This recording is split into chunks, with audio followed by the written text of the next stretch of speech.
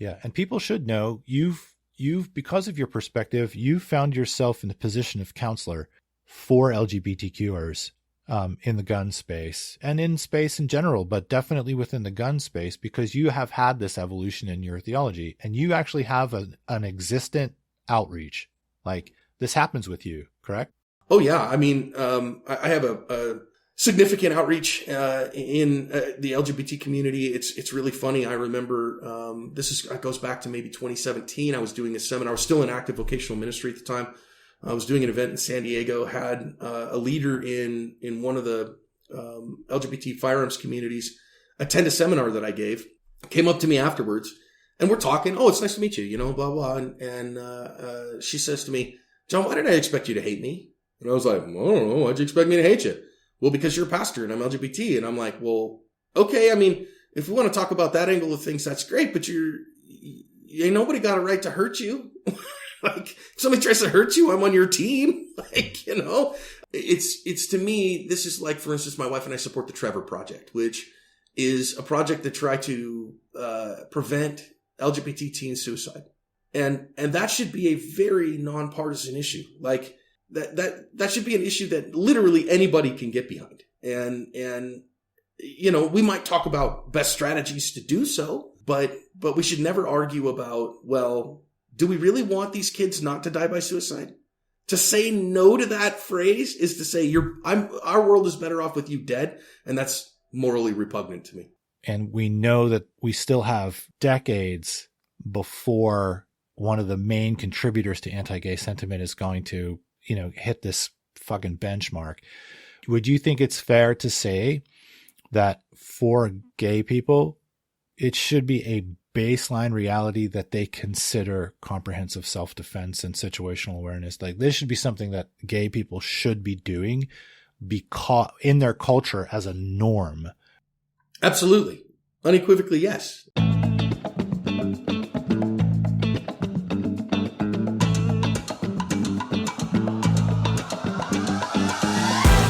What's going on, everybody? Welcome to Season 2 of the Liberal Gun Owners Lens podcast. I am Miyanovich, and I will be your pilot on an unprecedented ride through the most innovative and forward-thinking analysis of the relationship between humans and guns on planet Earth.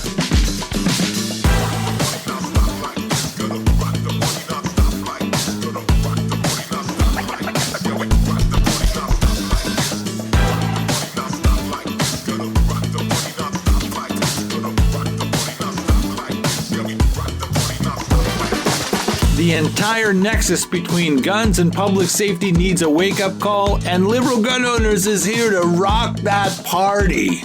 Are you somebody who thinks you know what's going on with guns and public safety? I don't give a shit. I'm dragging your ass into the future whether you like it or not.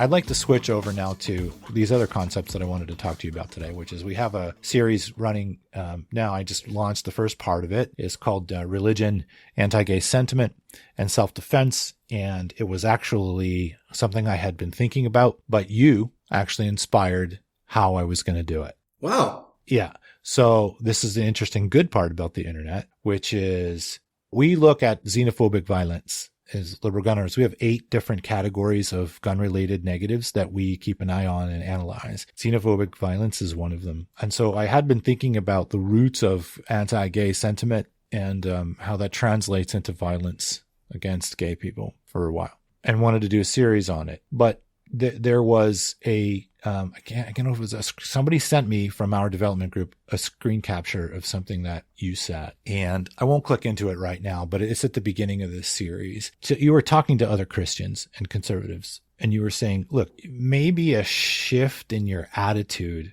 about this one specific thing, that might be a life-saving device. If you have gayness in your own home and you're a Christian and you have this anchor down on your religious conviction relative to homosexuality and the Bible and the 6 verses. And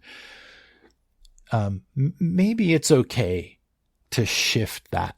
Keep your conviction, but maybe you should just look upon your own children and maybe your neighbors with more love in your heart, and make that shift. It's not really asking very much. Yeah, I don't think it is. I mean, I'm a Jesus guy. I didn't grow up in church. I didn't grow up as a Christian. I came to Christ at 22 years old while I was in college, actually, when I was active duty in the Navy. Okay. And then that led me eventually to, I was in vocational pastoral ministry for 14 years in an evangelical context. And so, but man, so if you're a Jesus person, I'm not saying too much to say, Jesus is very clear that the greatest commandment is to love God with everything you have and to love people as if they were yourself. And so let's start there. Yeah. And to love is not to have an emotional connection to, it's to earnestly desire God's best for someone and to do what you can to see it come about. Yeah. And in order to affect change in anyone's life, they first have to be alive. In order to have any kind of ability to make a change in someone's life, they have to be alive first. If they die, we're done making changes. Yeah. And we're done helping them in any capacity. So, and in particular, I think probably the thing you were referencing there was me talking about trans kids and their pronouns and their preferred names. Yes. And in particular, this is literally a life-saving thing, that just the affirming care from somebody of being willing to use affirming pronouns and names can reduce their chances of suicide. If they even have one affirming adult in their life, somebody who loves them enough to see that, can just make radical changes in there. So, and even if your convictions are, well, this is a delusion in that child's life, right? Or that teen's life. Even if that's your convictions, I look at that and say, is it going to help them today for me to fight that or for me to help them to live through it? I say, listen, you may have grandpa in your house, and grandpa has a delusion that he has to make a dozen flapjacks every morning and put them down in the basement, and that he needs to do that to live. He needs to do that, or he's completely not okay, and he's so anxious you end up at the hospital. So until grandpa makes those dozen flapjacks, it's going to be a bad day. Now, you might say, we need to fight grandpa's delusion about the flapjacks. You might. But eventually you might go, okay, grandpa, I'll make sure that, first thing in the morning when you get up, the Bisquick is sitting right here so that you can make the flapjacks. Yeah. And then you're okay for the rest of the day.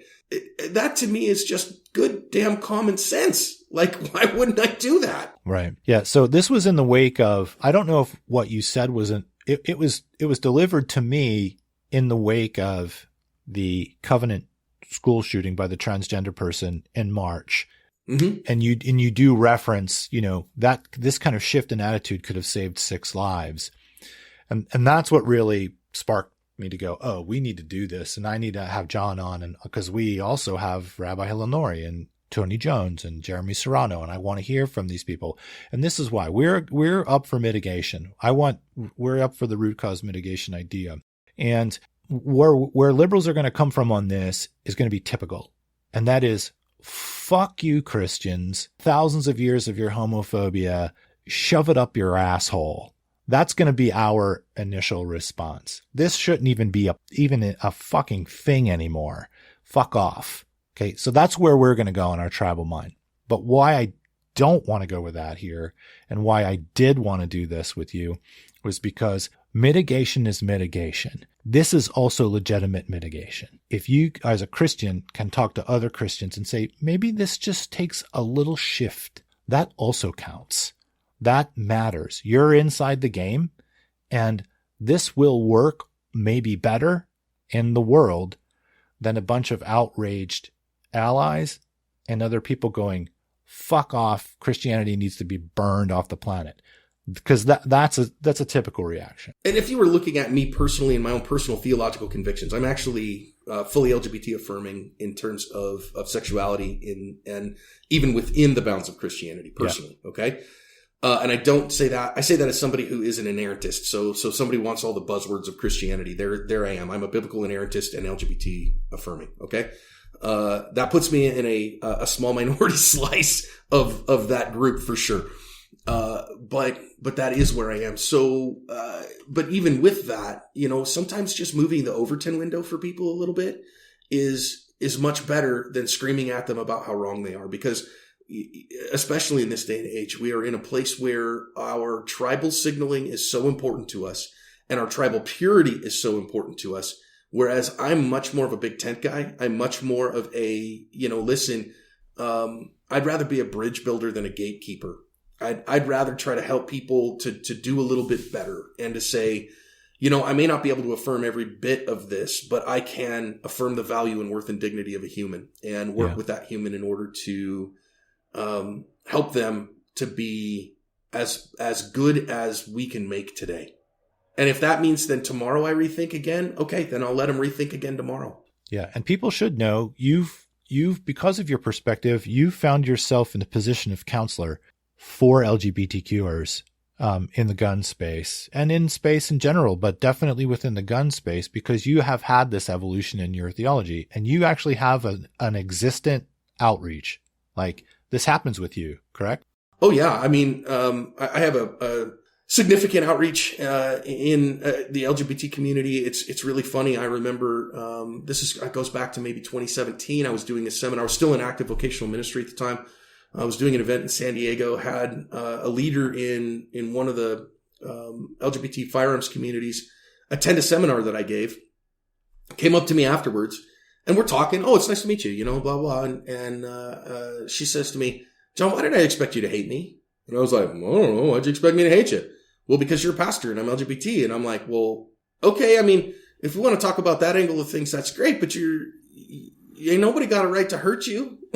Like, if somebody tries to hurt you, I'm on your team. It's pretty simple to me. This is not an issue of problems. This is why, I think that it's to me, this is like, for instance, my wife and I support the Trevor Project, which is a project that try to prevent LGBT teen suicide. And that should be a very nonpartisan issue. Like that should be an issue that literally anybody can get behind. And we might talk about best strategies to do so, but we should never argue about, well, do we really want these kids not to die by suicide? To say no to that phrase is to say our world is better off with you dead. And that's morally repugnant to me. Yeah. And LGO also supports the Trevor Project, and we've donated to them on a few occasions. So I want to ask you also about this, because this is something that I have been really deep into. I believe we're at a time right now where more so than ever, we're being displayed to our face from existence that the complexity of reality outstrips or is greater than the capacities of our institutions. Like we're in a place where that's being shown to us starkly. And I believe going into the future, we're going to see more of that. And so the reason for that is because whether we intend to or not, our institutions have profound mythologies inside of them. Mm-hmm. And that's how we got to make them. That was the only way we could make them. But the level of mythology inside of them starts to betray the scientific framework, maybe let's say quote unquote scientific framework or rationale that's needed to deal with this complexity. And so it was a good enough match. It may be for the past 200 years in this country, but the issue with it is that there's too much crazy make 'em up mythology, people buying into shit that's kind of real, but kind of not. And we're going to eat a shit sandwich if we don't look at that. I'm not saying like a leftist anarchist or something, destroy the institutions. I'm saying there's too much mythology in the batch. So one of the things that you said in one of the videos that I watched reminded me of this. And that is your theology evolved.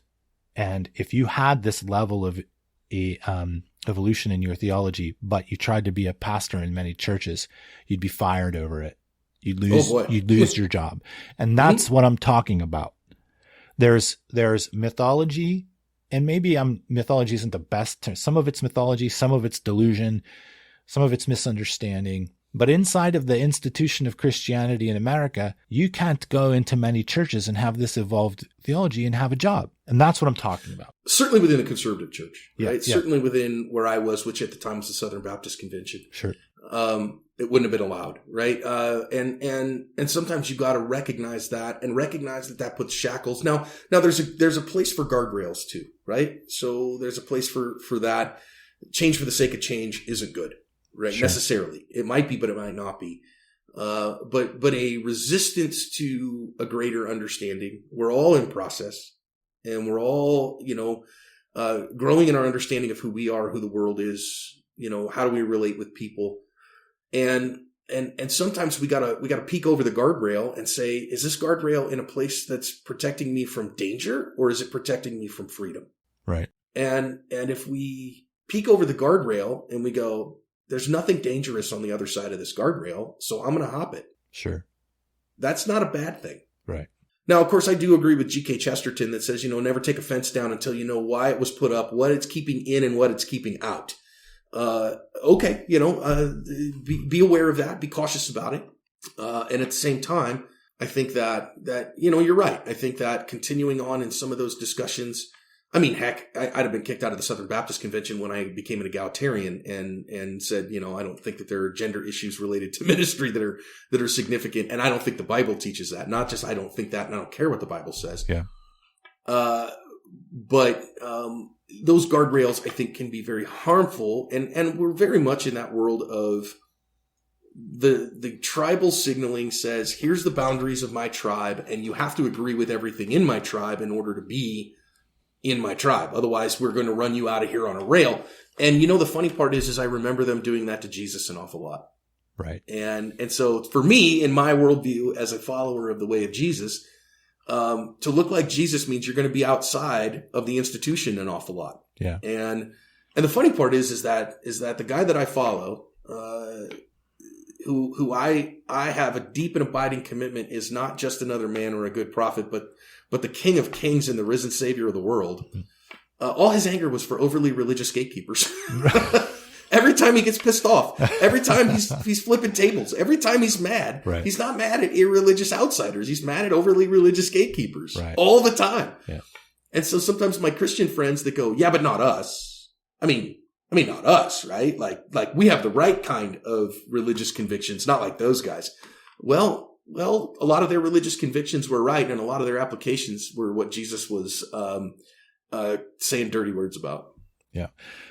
The conclusion that I had come to, and Tony Jones and Rabbi Hillel Nori and Jeremy Serrano, we all believe that if you're tracing the root cause of anti-gay sentiment into violence against gays, we all concluded that somewhere around the number one contributor is religious thought.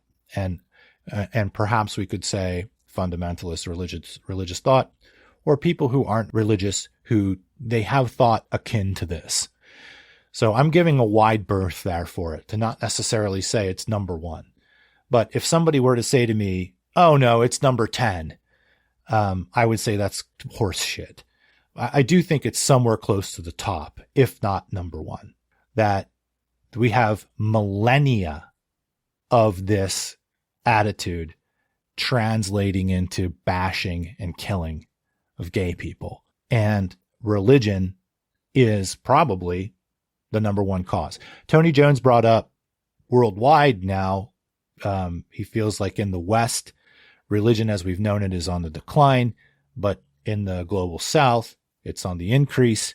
And these are the places now where you're seeing a lot of horrible shit against gay people. So do you have any thoughts on that? I mean, where would you put it? Do you feel bold enough, or do you think that that's close enough to the truth to say, yeah, I think that fundamentalist religious thought is why we've had so much? I think fundamentalist other thought doesn't depend on religion. It uses religion oftentimes as a convenient crutch. I think that fundamentalism doesn't do. I mean, I would argue, and I don't want to. I don't want to go the argumentum ad Hitlerum, okay? Sure. But Hitler used a very irreligious position in order to murder a lot of gay people too. Stalin, same thing. Okay, so it's not an exclusive thing, but but it can be used as a great reason in order to hate people. But when you murder people simply for their difference of who they are versus who you are, that is a fundamental abuse and abandonment of the Christian faith. So it is a horrific misuse of religion, not a use of religion that does that. I don't know that I agree with him that religion is declining in the West. I think that individualism within religion is increasing significantly. I think that adherence to the institutions is decreasing, but that's not the same thing at all. Mm-hmm. And I think that's actually a very good and powerful thing. So, and actually I think that's a good outflow of the pandemic, that people are trusting the institutions less and instead going on an eclectic journey more, which I think is actually a wise and good thing. In the video that I viewed on your Facebook page, you talked about something that Hillel Nori and I talked about, and that is Jewish and Roman views on sex were different from ours. So when you're looking at the Bible, you have to, context matters. And mm-hmm. you bring up that when people look at the Bible now, we, quote unquote, or American Christians have been looking at it with American eyes. And it's important to look at the Bible within context of Jewish and Roman reality. Now, Hillel already covered for us that Jewish views about sexuality are different. They're not as puritanical at all, generally speaking, that Jews have known since the ancient times that some humans are born different, some humans do different things, and that humans are gay often.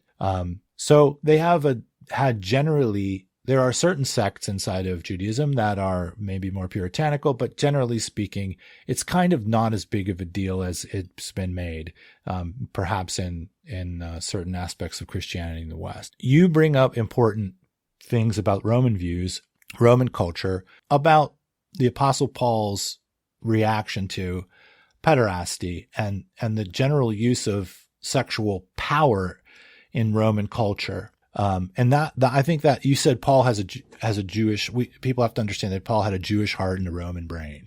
Well, and he did. I mean, this is beyond question, right? I mean, he's raised, studying under Gamaliel in Jerusalem for a good bit of his youth, but he's Saul from Tarsus. His family is at least Roman citizens, right? He had a Roman citizenship from birth. So raised in a Roman colony, certainly a good dose of Romanism in his world, and then also a thoroughly Jewish heart and a Pharisee of Pharisees. So, what we would probably consider today the progenitors of the ultra-Orthodox. And so I think that, if you don't understand that, and this is as conservative as they get, okay? So this approach is thoroughgoing conservatism when we're talking about the Bible, okay?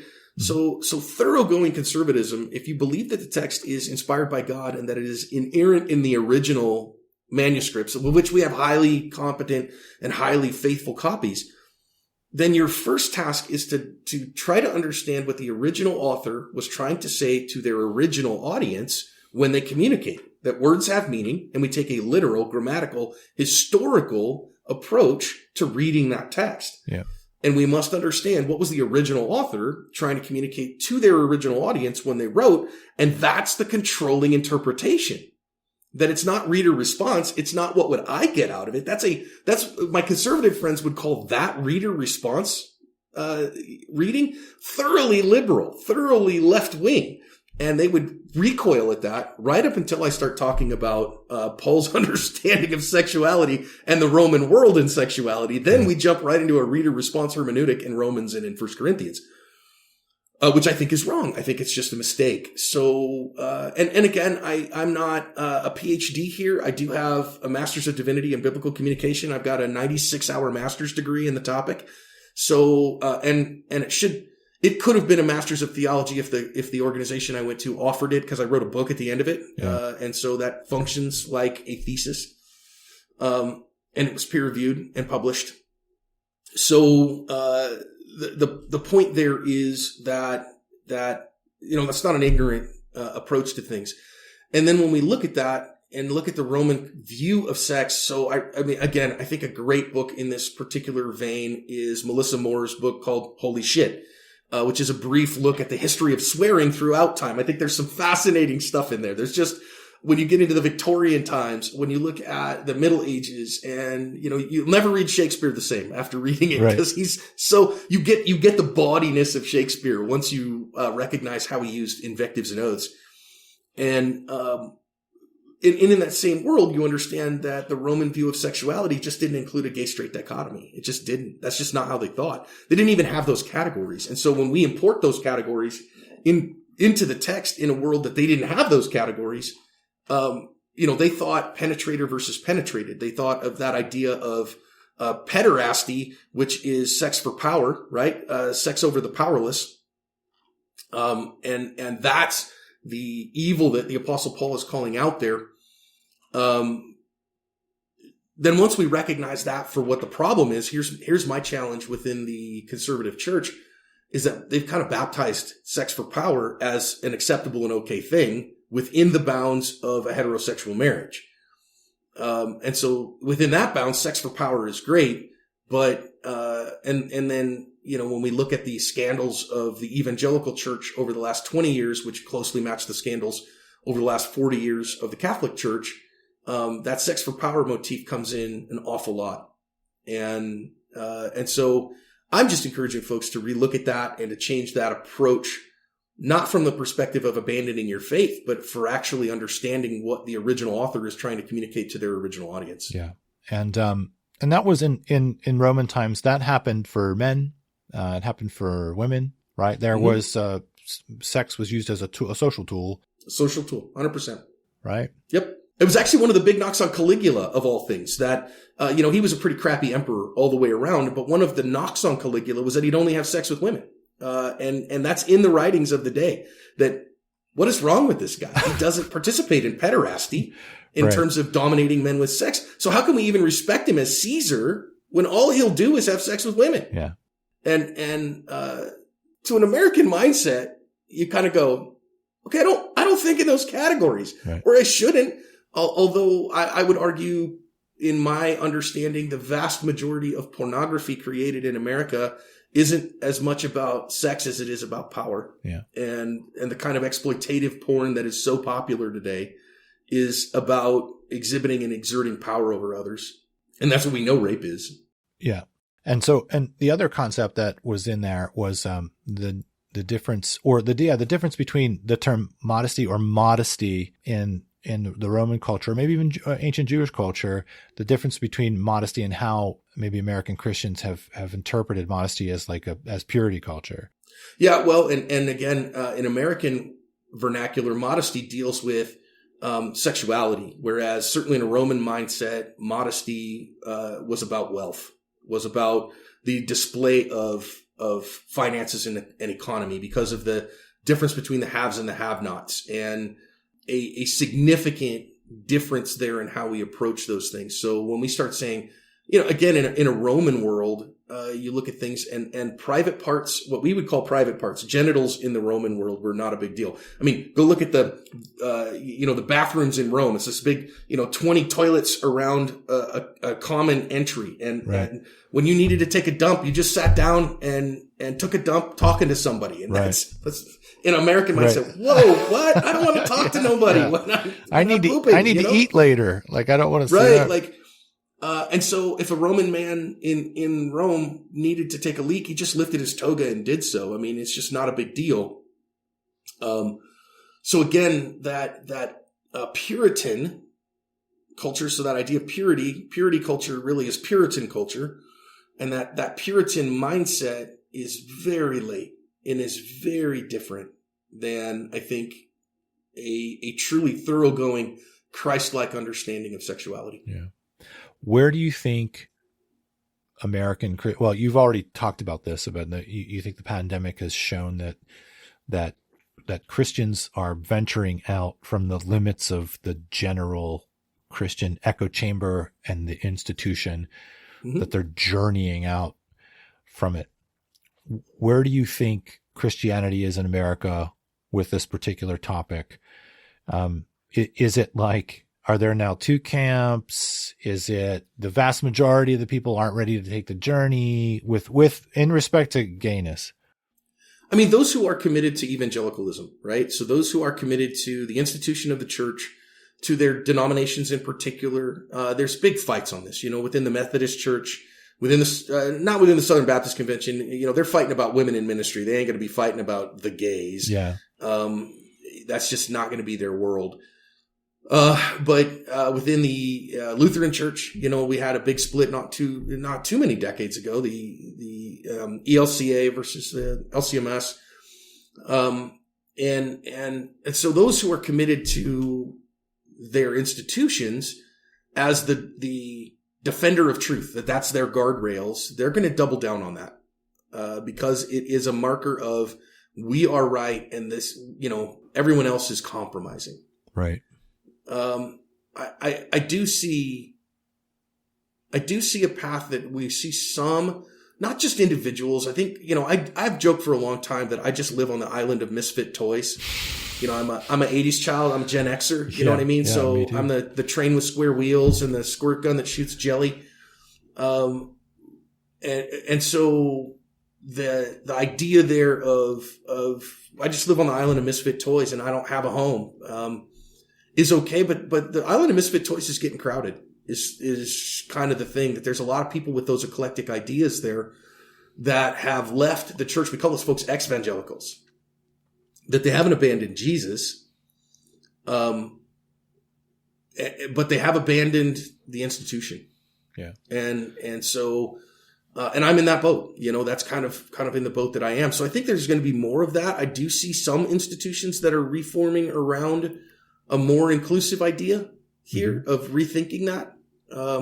It's going to be slow going. It's going to be a thing, that's going to take some serious adjustment. I think, you got to understand that the conservative church, for most of them, the moral majority, and Jerry Falwell, I mean, this started back in the early 70s. Yeah. And so that's before the memory of almost anyone who is still leading in a significant way. That's literally 50 years ago now. Yeah. And so you've got to be 75 or 80 to have a significant history in the faith before that of personal reflection at the very least. And so, that's going to take a while to wash out. And I think that the moral majority existed not because of theological convictions, but for political power to misuse religion to control people. But it's going to take a while to come out of. So, Jeremy Serrano said that, there's I cannot remember all the denominations and everything. I'm sorry, but there's a bishop inside of his structure and reality that's is a lesbian female. And her take on it is that you have to think about this in terms of decades and a century, in terms of the progress, the theological evolution inside of Christianity towards inclusion and acceptance of the gay reality. So it's a longer haul. Obviously, you're telling me right here that it's a complex reality. It is. And people are fully orbed humans, Yeah. So it's going to be a bit there. And this is no different than, if somebody was in the church, even as, let's just say the 80s and into the early 90s, and was divorced. Divorce was kind of almost considered the scarlet letter A for many years in that. Now that's finally, we've come to a much better understanding and a healthier understanding of that, I say all the time that if the cost of an intact marriage is a broken human, that cost is too high. Yeah. And we need to do better at that. And I think the church is really moving in that direction. It's not there yet by any stretch of the imagination, but it's moving in that direction in better ways. And I think that we will get there for LGBT people as well. It's going to be that same slow 30, 40 year slog. Yeah. And finally, one last thing. If we can conclude that the road rationally, that this is a millennia long road of anti-gay sentiment and potential aggression towards gay people. And we can agree, or we can conclude that there's some intensifiers in our society, particularly the tribalism and the internet's capacity to keep us in those loops. And we know that we still have decades before one of the main contributors to anti-gay sentiment is going to, hit this fucking benchmark. Would you think it's fair to say that for gay people, it should be a baseline reality that they consider comprehensive self-defense and situational awareness? Like, this should be something that gay people should be doing because in their culture as a norm. Absolutely. Unequivocally, yes. I mean, I of course, I think that for all people, right? Yeah, I think, when we have a baseline understanding that self-defense is the way, that no one's coming to save you, is for everyone and anyone. But particularly, I talk on the channel all the time about vulnerable populations. And vulnerable populations are those who are particularly apt to be victimized for whatever reason. People of differing abilities, people who are wheelchair bound or have mobility challenges. They're vulnerable. Yeah. They're more apt to be picked as victims. And so you gotta take that upon yourself to protect yourself. And I think the LGBT community, especially again, the LGBT community who is out and public, that in some places targets you for violence. And so therefore you have to be ready to protect yourself from that violence, because nobody's going to protect you from it in time. And I mean, if somebody else is around, great. I'm all about outsourcing my violence, right? Like, so if somebody starts threatening me and there's a cop standing next to me, I'm not going to go, I've got this, officer. I'm going to say, hey, officer, can you help me out here? Yeah, right. This guy just told me he was going to eat my liver, right? And could you take over for me, please, right, sir? Right. And then I'll go about my way. But that's just not the reality of things, So yes, I think that my gay friends, absolutely need to make self-defense a comprehensive part of who they are. Not paranoia, not, a constant, stress of worry, but a high level of competence allows for a significant peace that you can deal with the problems and you can shield yourself and set and maintain your healthy boundaries. I'm going to give you the last word on that, John. That's beautiful. Beautiful home run on that. Do you have any other thoughts that you want to share or get out there? Anything you want to say? I'm for all civil rights for all people all the time. And here's me, so I don't fit into a lot of political camps. I'm a live and let live guy, kind of lowercase L libertarian. Leave me, live and let live. Like I don't care if you're not hurting nobody else, go do your thing. I'm also, super yay capitalism. We're all eclectic and weird, right? So, listen, get invested and involved. I think the more that we express the right to keep and bear arms as a civil right, and as something that I don't have to have a whole lot of other things in common with you in order to rally around this particular right. I just don't. And so we can agree on that thing, even if we disagree on an awful lot else. And then we can therefore work together in that arena, even if in another arena we wouldn't be working together necessarily. And I find that to be a beautiful part of, these overlapping Venn diagrams of complicated, fully orbed people.